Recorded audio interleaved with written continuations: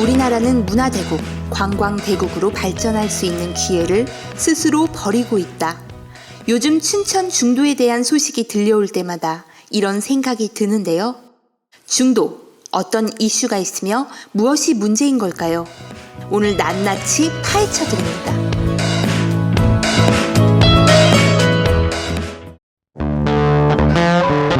첫 번째 이야기, 춘천 중도에 무슨 문제가 있는데?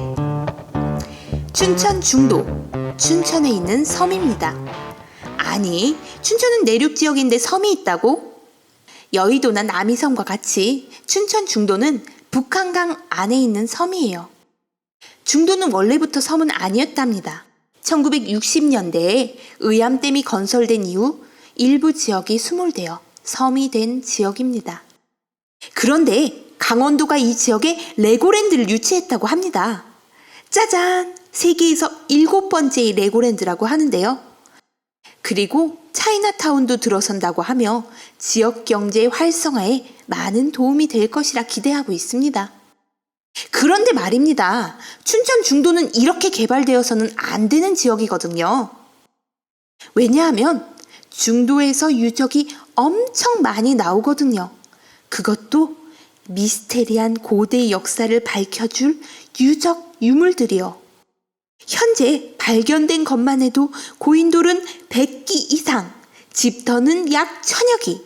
유구, 그러니까 유구는 옛날 건축물의 잔존물인데요. 건축물의 구조 등을 알 수 있는 실마리예요. 이것은 옮길 수가 없어요. 이 유구가 약 1500기 이상 나왔다고 합니다. 더 나오겠죠. 가히 한반도 최대 규모의 청동기 마을 유적이 발견된 것이에요. 그런데 이 중도에 레고랜드를 건설한다고 합니다. 그래도 될까요? 우리나라 최고의 역사 문화도시 어디가 떠오르시나요? 바로 신라 천년의 수도 경주를 빼놓고 이야기할 수가 없죠. 첨성대, 석굴암, 불국사, 경주는 참 멋진 도시예요. 그런데 경주 좀 멋지지만 발전은 좀 덜 돼 있는 것 같아요. 왜요? 왜냐하면 경주의 대부분의 지역에서는 개발이 안 되거든요. 법으로 금지되어 있어요.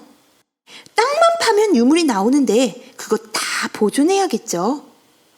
그런데 춘천 중도도 땅만 파면 유물이 나오지만 그냥 레고랜드 건설하는데요. 중도와 경주 대우가 너무 다르네요. 뭐가 다르지? 경주의 유물은 신라, 춘천 중도에서 나오는 유물은 고조선. 그렇기 때문일까요? 두 번째 이야기. 고조선, 너는 진짜 역사니?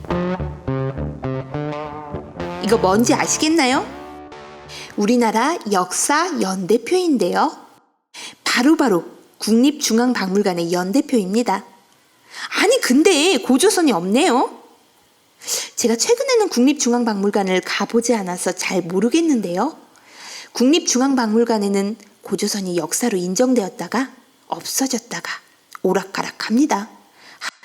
참, 뉴스에서도 나왔고요. 여기는 경주박물관인데요. 역시 고조선이 안 보여요.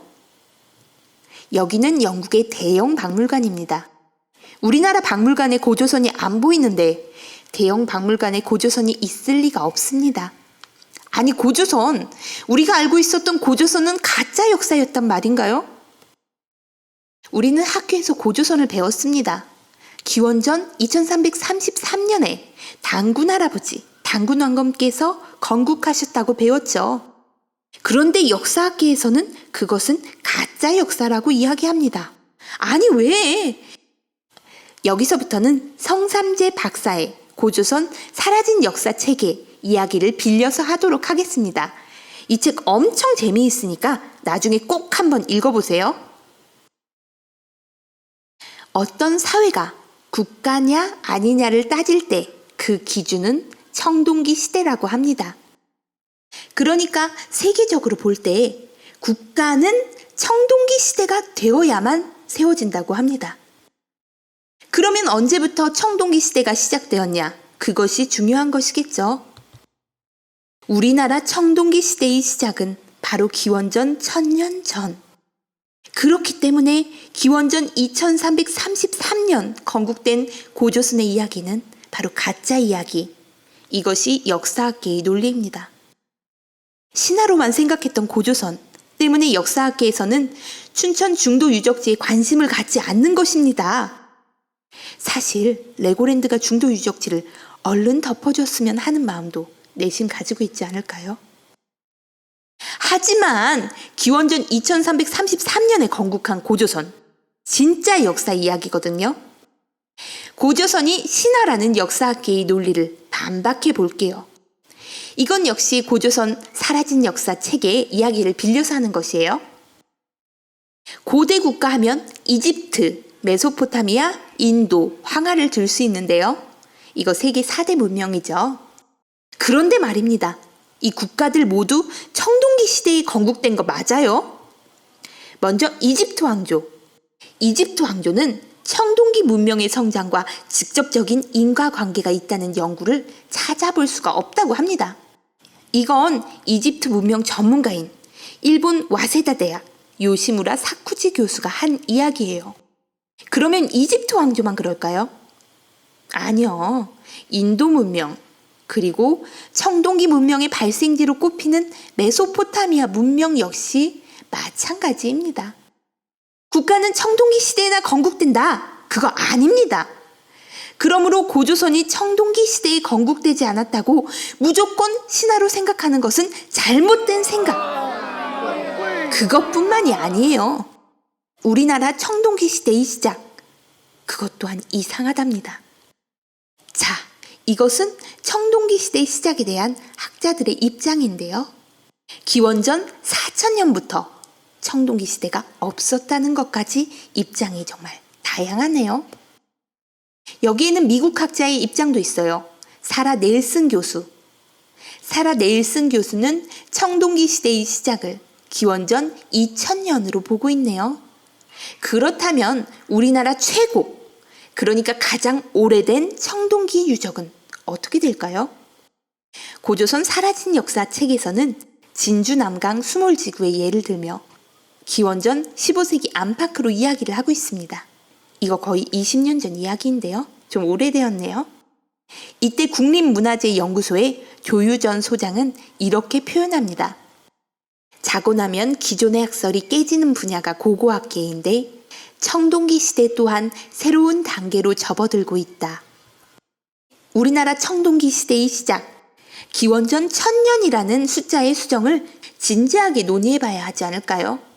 고조선 건국에 대한 진지한 논의는 당연한 것이고요. 이런 고조선에 대한 논란을 잠재울 수 있는 혹은 불을 더 지필 수가 있는 춘천 중도 유적지, 지금이라도 방향을 바꾸어 보존하고 연구를 해봐야 합니다. 그런데 이게 끝이 아니에요. 좀 더 재미있는 논란이 한 가지 더 있답니다. 세 번째 이야기, 고인돌, 그 원조집을 찾아라. 전 세계에 7만 기가 있고 그 중에 40%가 넘는 3만 기가 한반도에 몰려있다는 이 유적. 이것은 바로 고인돌. 이 좁디 좁은 한반도에 고인돌이 이렇게 많이 있다니 왜 그럴까요? 제가 예상을 해봤는데요. 첫 번째 가설, 한반도는 옛날에 전 세계의 무덤터였다. 그래서 고인돌이 그렇게 많은 거예요. 두 번째 가설, 한반도에서 고인돌 문화가 시작되어 전 세계로 퍼졌다. 어떤 것일 것 같아요? 한반도가 고대 세계의 무덤은 아니었을 것 같고 한반도에서 고인돌 문화가 퍼졌다고요? 믿을 수 없다고요? 그런데 이거 좀 근거가 있어요. 한반도와 그 주변에서 발견되는 기본적인 고인돌 양식은 유라시아 대륙의 끝을 넘어 영국과 아일랜드에서까지 볼 수가 있어요. 그런데 영국에서 흔한 고인돌 양식은 한반도에서 전혀 발견되지 않는다고 해요. 그래서 유럽의 고인돌과 한반도의 고인돌의 관계를 체계적으로 연구해온 변광영 교수는 고인돌의 기원을 한반도로 추측합니다. 고인돌이 한반도에서 퍼져나갔다면 고인돌과 같이 묻혀있는 청동기 유물들까지 같이 퍼졌겠죠? 그런데 청동기 문화 역시 그 기원을 극동아시아로 보는 학자들도 있습니다. 다만 우리나라에서는 그런 학설에 대해 관심을 가지지 않았을 뿐이죠. 핀란드의 학자 아스페링은 청동기 문명이 시베리아나 극동아시아 지역에서 발생해 유럽으로 전파되었다라고 주장하고요. 덴마크의 학자 와르시에 역시 청동기가 중국을 비롯한 극동아시아 지역에서 나타나 알타이와 우랄 산맥을 거쳐 북유럽으로 전파되었다고 주장합니다. 이들은 그 당시 유럽과 시베리아에서 진행된 청동기의 발굴 결과를 보고 그렇게 주장하는 것입니다. 그렇다면 한반도 최대의 청동기 마을과 고인돌이 100기나 나온 춘천 중도 유적은 이런 논쟁에 중요한 키를 가지고 있을지도 모릅니다. 그런데 왜 플라스틱으로 덮어버리냐고요? 정말 화가 납니다. 기원전 2333년에 건국되었다는 고조선의 실존 여부, 그리고 청동기 문명의 기원과 고인돌의 기원, 이 키를 쥐고 있을지 모르는 춘천의 중도 유적. 누구는 이야기하죠. 과거의 역사가 지금 현재에 도움이 안 된다면 그 과거는 죽은 과거일 뿐이라고. 이 부분에 대해서는 성삼지 박사의 책의 서문을 빌려서 이야기하도록 하겠습니다. 고조선에 대해서는 고등학교 입학 후 첫 중간고사에서 몇 문제 출제되고 수학 능력 시험에서 한두 문제 나오고 말겠지만 그렇게 외면하기에는 고조선 역사 논쟁은 너무나 의미가 깊다. 이탈리아 철학자 크로체가 모든 역사는 현대사라고 했지만 고조선 역사야말로 오늘날에도 살아서 다시 쓰이는 진행형의 역사이기 때문이다.